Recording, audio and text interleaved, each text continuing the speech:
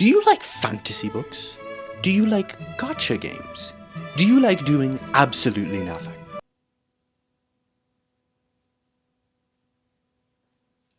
Then you should try out AFK Journey, which just so happens to be today's sponsor. Every single video I see about this game, they're all sponsored. But I'm not. What's up guys, it's your boy Curly Fries, and I started playing AFK Journey about a year ago now, back when it first came out. I think it was March 2024.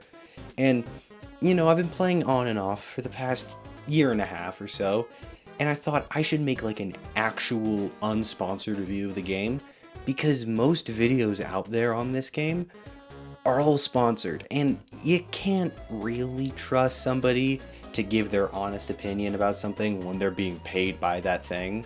I'm not getting paid by it, so I can really say whatever here. I can say the game's poop, I can call it poop. If it's good, I can say it's good.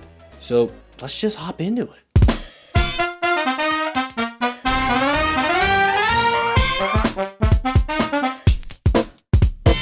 My overarching opinion on this game is, it's a pretty good game.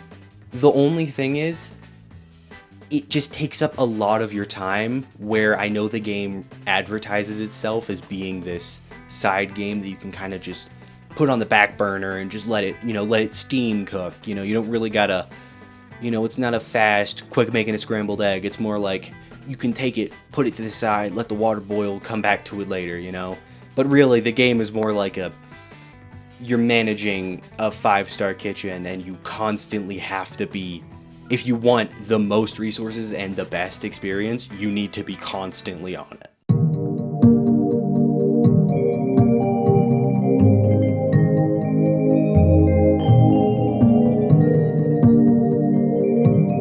Alright, with that out of the way, let's hop into the pros of this game, some of the things that I really like about this game.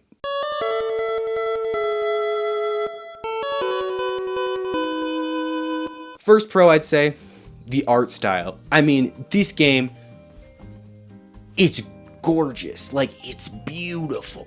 Like, this fantasy storybook look is amazing. And I know some games, like, it's like you look at the art, like the character art, and you're just like, and then you see the actual game and it's kind of like, eh. But AFK Journey, I don't know how they do it. Well, I mean, you can tell the devs care a lot in this aspect, where it's just like the specifics. Let's talk about the character design. Oh my gosh.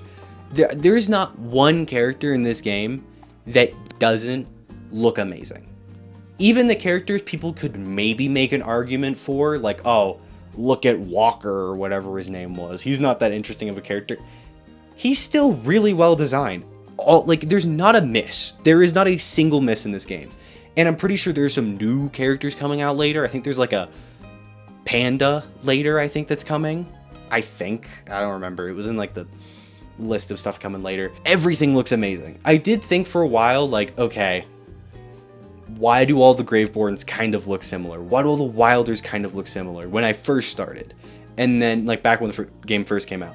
But then they came out with, like, more characters that looked way different, and, like, there's a lot of variation in the game. That's what I'm trying to say. A lot of other, like, I'm gonna say specifically gacha games, there isn't a lot of representation.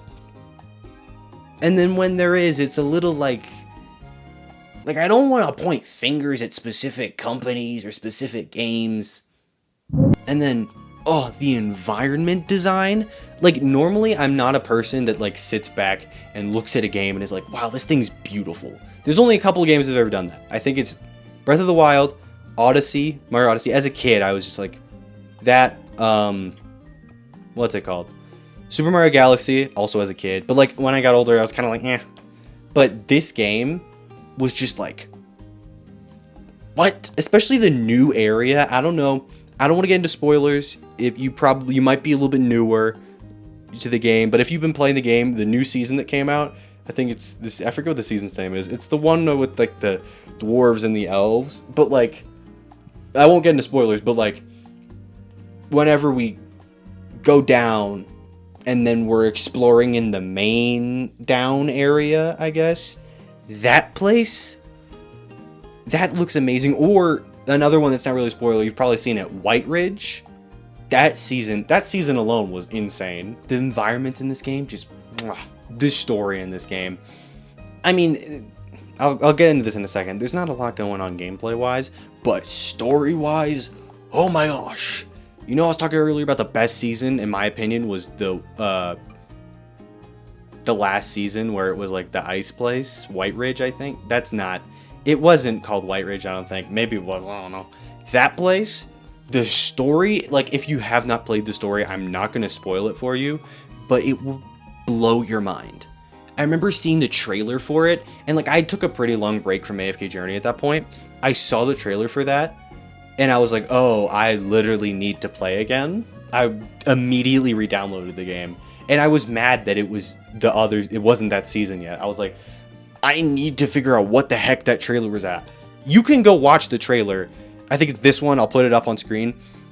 You can go watch that. It won't spoil anything, but it will get you hooked. You'll be like, huh. And then once you finish the story, it's like, ugh. And even not even just that. That's the best story. I'd say like the weakest story. It's pretty early game. It's before you even unlock like season stories, I think. It's the one with the horse lady and then Casablanca, I don't remember her name. The lady that's not that good, but like everybody's like Atlantia, whatever her name is. Her and then like the horse light bearer lady, they were doing like there's a story and then there's like golems and stuff like that. It's like the second or third story in the starter story. But yeah, the story, oh my gosh. A lot of the time, like, okay, I've kind of been scarred by story games because I did play Honkai Star Rail Penacony fully, which is like an accomplishment.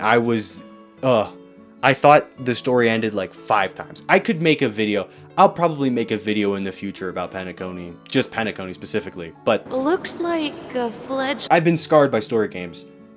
AFK Journey helped me enjoy story games more again, so that's the end of the pros. A little sad because now we got to get into the cons. It's never fun.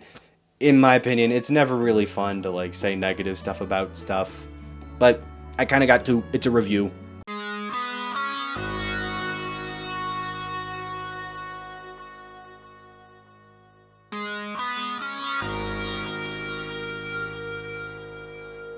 Like I was talking about earlier in the story section, the gameplay it's AFK. It's not that fun. You just watch the characters do it. And to be honest, I don't know like, normally when I'm jumping into a game with characters, for example, when I started playing Overwatch, I deep dove into every single character, figured out their abilities. You know, something like, what's another game? Apex. When I got into Apex, I was like figuring out what every single character does. Valorant, same thing. You know, even like games like, gacha games, like if it was like Genshin, like characters I learned what they did. AFK Journey, I know what like a couple characters do, but I don't know what their abilities do. I know what their ults do. Like I know Aaron does like the huge tornado. You know, Odie's got this snake that if you get to a certain point they die. Brutus does the spinny thing. And like I don't really know a lot of the passives. Like the only passive I think I know is Brutus's, because I know after he dies he gets that shield and then he gets to keep fighting. But like I couldn't name a single ability in this game because you don't need to know. You really don't. You just need to know what's the best team comp and play it. I couldn't tell you. All I know, the gameplay, not that interesting. You kind of just plop characters down and let it go. It's an AFK game. What are you going to do? It's not that fun. Now, I've been playing the game, like I said, ever since it came out. I don't know what it's going to be like for a new player. I feel like it would be pretty overwhelming to see all of those characters in the wish list and be told, alright, so you want to get this character up there, but also at the same time you want to get this character, so that's 2 slots gone. Alright, but if you want, you're going to have to do these 2 characters, because they're going to make AFK stage pushing even better, but then you're going to want these 3 celestial characters that you won't be able to get for like 4 months. You know, like you won't be able to get your like, I don't even have one. I think in my Frastro, I just got to Supreme, I think. I don't have him at Supreme Plus yet. Or no, is he at Mythic? I don't think he's I think is he at Mythic Plus? I don't remember. I'll put wherever he is at. Like, I don't even have a Hypogean or Celestial that high.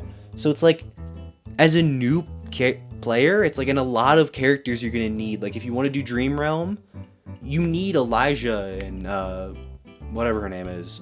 Or like, if you want to do AFK stage pushing, you kind of really need Freastro. For most things, you kind of just need Freastro. Being a new player, pretty hard. Plus, if you want to do certain things, like, I know, but I'm pretty sure, don't they do like the servers?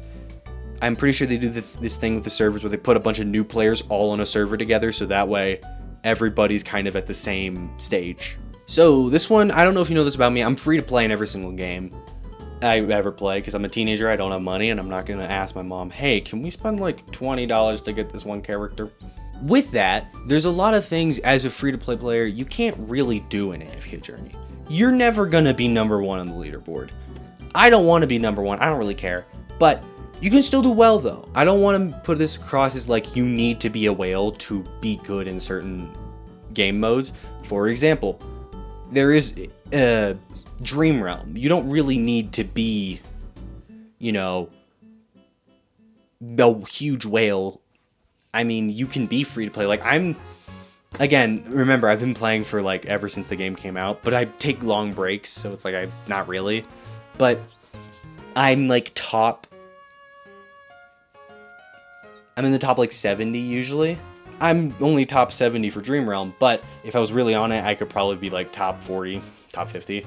So it is possible to do things like that, but as a free-to-play, it's a little bit hard.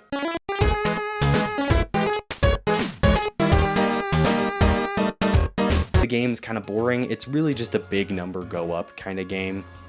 You just watch your characters level up, and then the fun comes from watching your characters just completely obliterate stuff. So if you're into that, it's a great game. If you want to be engaged in doing it, like if you're really into like combat and like controlling it, it's like, well, I wouldn't really play AFK Journey. Okay, time for probably my biggest con of the entire thing. And this doesn't really have anything to do with the game. It has more to do with the developers and who they're choosing to work with. And it's the ads. I don't think I've seen one truthful ad about this game. Like, but, I mean, I'll just run a couple here. This isn't what the gameplay looks like. They're just making stuff up for some reason. I don't know why. I mean, I do though, because it's obviously because that's kind of what you're supposed to do as a, that's what the industry's taught a lot of, mobile games, is like, you need to just lie in your ads to just get as many people to play your game as possible, I'm pretty sure they did the classic, like, you run back and forth to get the big number to fight the horde, so it's like, but the thing is, I don't know if AFK Journey, like, or Farlight Studios is the company that makes the game, is doing that, or if they're hiring, like, an agency to make the ads, and the agency is just making that. So, like, I don't really know. I can't really say, like, oh, specifically the developers, hey, you guys are being bad. Don't do that. Because I don't know who's doing it. But I would say that is a pretty big problem when they just lie in their ads. But it also kind of reflects the mobile game industry. I might make up a video about it in the future, honestly, about just the state of the mobile game industry. Because it's kind of sad. Hey, this is currently editing Curly. I just wanted to make some points. Some things changed. They made the update trailer after I filmed this. They had like the new update. So a couple things changed. One, in the con section originally, I was gonna put like, oh, sometimes if you're like returning player in your server, it can be kind of hard to get back up. Cause like, it's kind of hard to compete because, some people might have way higher level, you might not be like, just certain things. But they're adding a returning server, which is pretty cool. Another point I was going to make is that there hasn't been an S-rank Mauler release in a while. They're fixing that. This is what he looks like. He looks really cool. I will be pulling for him. Also, I learned the panda's name is Pang. Pang looks cool. Pandora. I don't know what Pandora's from. She's coming too. And then there's like another Hypogean, and I don't know her name. Yeah, it looks good. It looks fun. Also, I don't know if you saw earlier, I was actually able to get back up into like the top 30. I think it was like 34, 37 in Dream Realm. So pretty good. Anyway, if you made it this far in the video, my guess is that you liked it. You could help me out by subscribing, or you could check out my last video where I reviewed and just watched some of my old childhood TV shows to see if they held up or not. Well, anyway, peace.